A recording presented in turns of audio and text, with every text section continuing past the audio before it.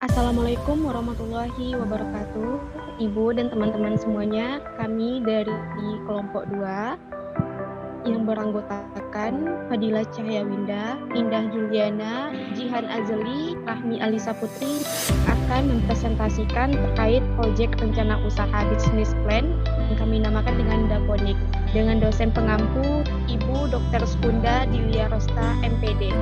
Untuk pertama, saya sebagai moderator dan sekaligus pembaca materi pertama akan memulai presentasinya, yaitu terkait bab 1 mengenai pendahuluan. Kita akan membahas terkait latar belakangnya, berbagai macam bisnis di berbagai macam sektor, mulai dari sektor kreatif hingga yang paling mudah dibuat adalah makanan. Namun dapat menimbulkan pula eksternalitas negatif yang sangat jelas, yaitu dari sisi kesehatan, terutama teknologi dalam perawatan tanaman yang menggunakan bahan kimia. Di antaranya di pestisida dan pupuk yang berupa organik, sehingga apabila dikonsumsi secara terus-menerus dapat menimbulkan penyakit bahkan berbahaya bagi tubuh manusia.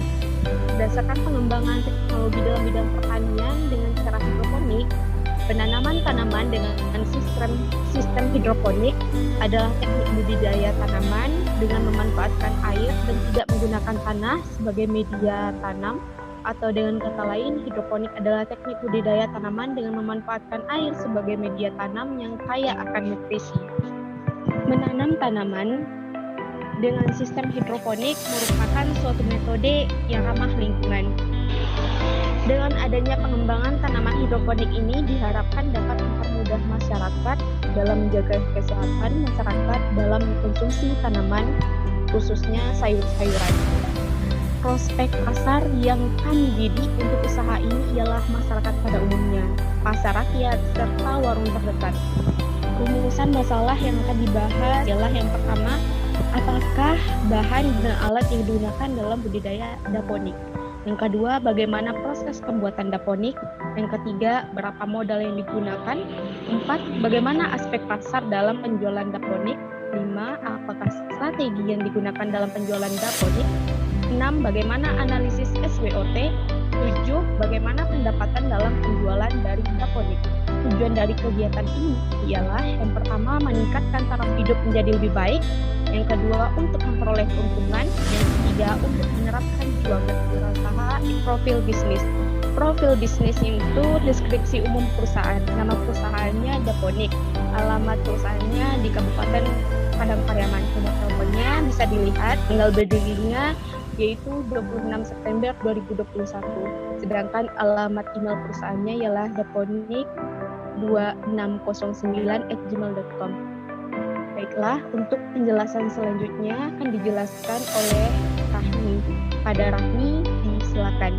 Baiklah, saya Rahmi Alisa Putri akan melanjutkan pembacaan presentasi selanjutnya. 2. Sejarah dan pertumbuhan perusahaan.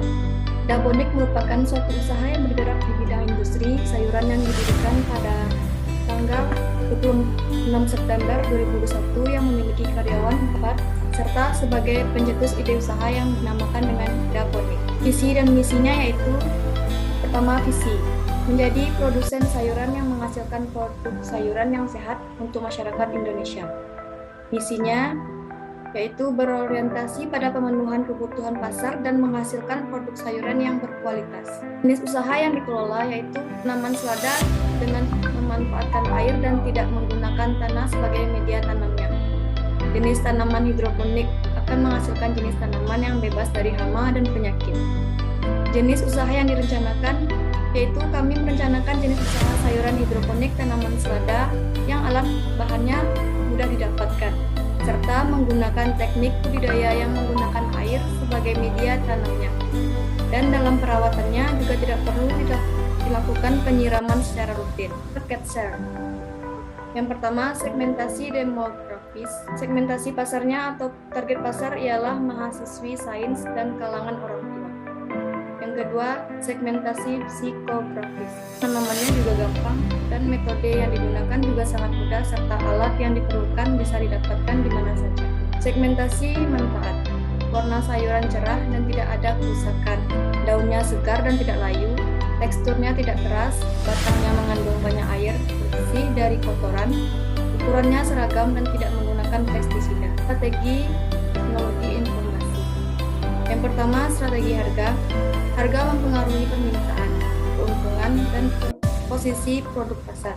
Yang kedua, strategi inovasi. Dengan tidak hanya menjual selada jenis Lolo Verde saja, namun juga membudidayakan dan menjual selada yang lebih menarik dibandingkan dengan selada jenis Lolo Verde. Yang ketiga, strategi promosi. Strategi promosi berupa menyebarkan spanduk, memasang iklan di media sosial. Yang keempat, strategi layanan dan konsumen. Pada layanan dan konsumen, usaha ini melayani para pembeli dengan ramah dan pelayan yang terbaik pada para konsumen. Strategi kanal review berupa penempatan kotak kritik dan saran gunanya memperbaiki pelayanan dan produk menjadi lebih baik ke depan. Baiklah, sekian dari saya kembalikan ke moderator. Selanjutnya akan dipresentasikan oleh Indah. Kepada Indah, disilakan. Baiklah, saya Juliana akan melanjutkan materi selanjutnya produksi barang. Yang pertama, bahan baku, yaitu rockwool, gergaji besi, sprayer, benih selada, tusuk sate atau lidi. Yang kedua, proses produksi, proses penyemaian. Selanjutnya, proses pemindahan. Selanjutnya, proses perawatan. Lakukan pengecekan harian atau kurangnya 2 hari sekali. Selanjutnya, proses panen. Selada memerlukan waktu selama 30 hingga 40 hari untuk panen. Analisis persaingan dan risiko. Yang pertama, track. Mempunyai pelayanan delivery service konsumen melalui media sosial seperti WhatsApp, Instagram. Yang kedua, opportunity. Pesaing yang masih sedikit dan belum berkembang, peluang bisnis yang masih tinggi, keunggulan dalam pelayanan online mampu melayani delivery service.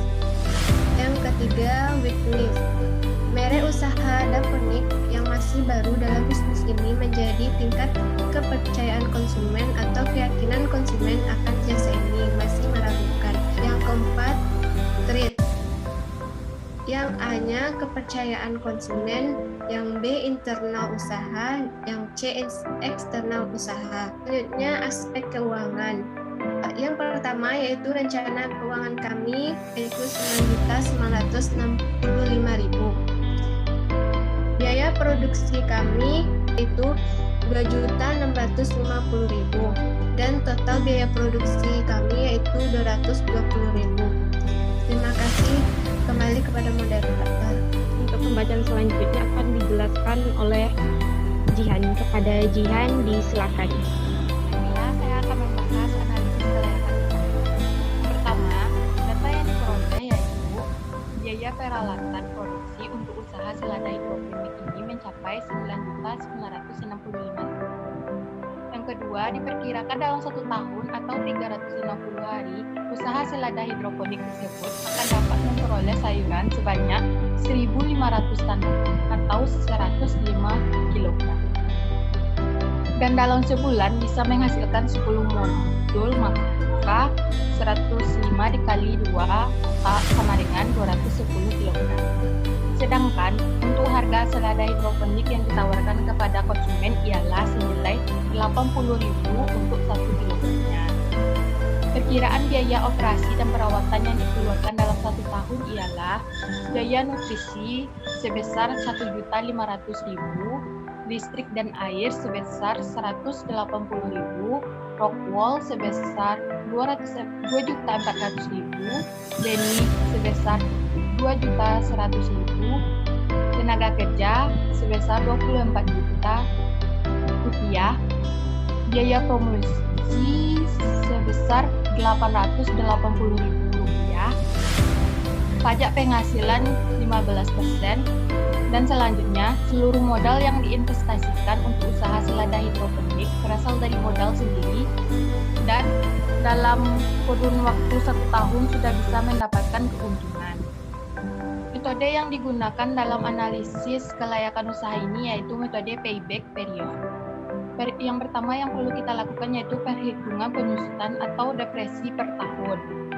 Harga perolehan barang-barang yaitu 9.965.000 bonus barang-barang yaitu 5 tahun, nilai sisanya yaitu 1 juta rupiah. Metode penyusutan merupakan gaji bos. Penyusutan per tahun sama dengan harga perolehan dikurang nilai sisa per umur ekonomis, sehingga dapat dihasilkan 1.793.000 per tahun. Ini selama 5 tahun. Menghitung aliran kas masuk atau CIF, sehingga dihasilkan aliran kas masuk CIF sebesar 173.153.000. Berikut adalah tabel perkiraan CIF dari tahun 1 hingga tahun 5. Selanjutnya, tabel perhitungan periode pengembalian rencana usaha hidroponik. Keputusan yang dapat kita ambil yaitu investasi sebesar Rp34.473.000 akan kembali dalam jangka waktu 2 bulan 9 hari. Berarti jauh sebelum pengembalian yang ditargetkan yaitu 5 tahun. Berdasarkan metode waktu pengembalian atau payback period method, rencana usaha hidroponik layak dilakukan. Bab 3 penutup. Kesimpulannya yaitu, usaha hidroponik merupakan salah satu usaha kecil atau yang lebih dikenal dengan nama UMKM yang bergerak di bidang agrobisnis berupa penggunaan sistem hidroponik guna memenuhi kebutuhan masyarakat akan sayuran yang lebih cepat, banyak, higienis, dan lebih terjaga kandungan nutrisinya, serta tidak mudah layu. Dan juga usaha hidroponik menghasilkan selada yang bebas dari hama dan penyakit.